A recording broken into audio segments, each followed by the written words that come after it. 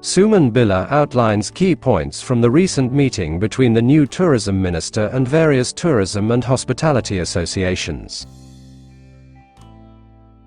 The big takeaway that we got from that was that we need to have a more business-like approach. We need to have a business plan, so to say. How do we benchmark where we are today?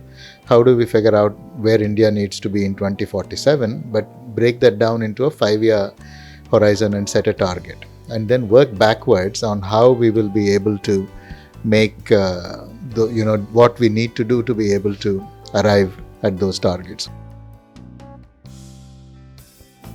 Two things that we need to keep in mind and we need to be clear about is, the first is, what is it that we want to achieve through the policy that cannot be done in normal course by us? Because whatever it is that we can do, we can even do without having the policy. So which leads us to the second point, which is on what is the fundamental transformative idea that we want to do through the tourism policy, which means that the entire worldview on India tourism will have to get rearranged. And I think that is something that we are looking for, and in the meeting also we were sort of trying to look at that. TCS is a fair point on outbound, because people who are doing business in India are getting disincentivized, and people who travel abroad are able to make the payment and obviate the entire necessity of paying the tax. So I think that is something that we need to work on. We will be taking up with the government, the Ministry of Finance on that. But also I think the issue of GST on the existing hotels is also important, because we have two slabs of 18 and 12. And on peak season you go into the 18 tax bracket, and in the off season you come into the 12 tax bracket.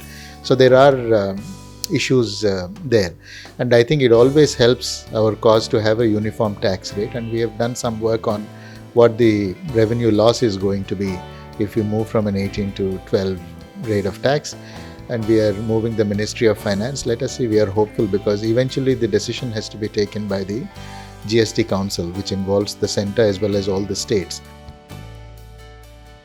Task force is very important, but I think it's not, we can have one task force which looks at the picture on a macro side, but I think we also need to have 4 or 5 task forces which work on sector specific issues.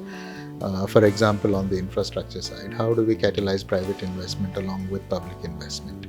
On a marketing side, what is the best way to position India to the international market, and how do we also garner the interest in the domestic market? Similarly, for skill development and human resources, what is the best way for us to go forward, create more jobs? Because I think the single important contribution that tourism sector will do to India is create meaningful jobs at all levels. So I think there is a clear case for making 4 or 5 task forces, but we will figure out how to structure them.